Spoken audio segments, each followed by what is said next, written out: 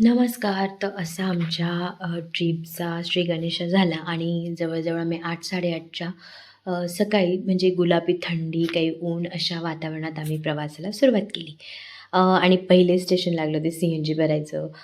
कसं आहे ना, CNGचे बेनिफिट्स तर आपल्याला खूप सारे आहेत आणि मी सजेस्ट पण करेल की सगळ्यांनी CNGच जास्तीत जास्त वापरला पाहिजे, कारण की नॅचरल गॅस आहे.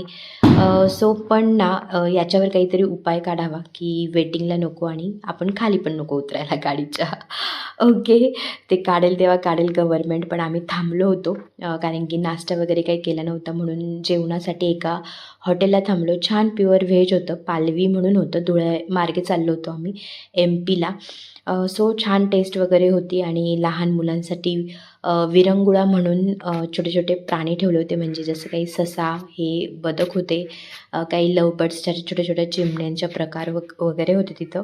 पण छान होतं. आपण रमू शकतो आणि महाराष्ट्राची बाउंड्री क्रॉस करून आम्ही MPमध्ये प्रवेश केला होता आणि पहिलंच प्लेस आमचा होता तो इंदोरचा आणि इंदोरमध्ये आम्ही अन्नपूर्णा देवीच्या मंदिराला आधी भेट दिली आणि मीही तिथे प्रार्थना केली गेल्यानंतर, की अन्नपूर्णा देवी, जशी तू माझ्या सदैव हातामध्ये वास करत आली आहेस, तसाच नेहमी तुझा वास माझ्या हातामध्ये असू दे, जेणेकरून मी माझ्या फॅमिलीला खुश ठेवेल छान छान पदार्थ बनवून.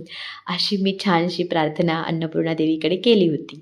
आणि मग नंतर आम्ही गेलो होतो 56 भोग, अशी ती कॉलनीसारखं आहे.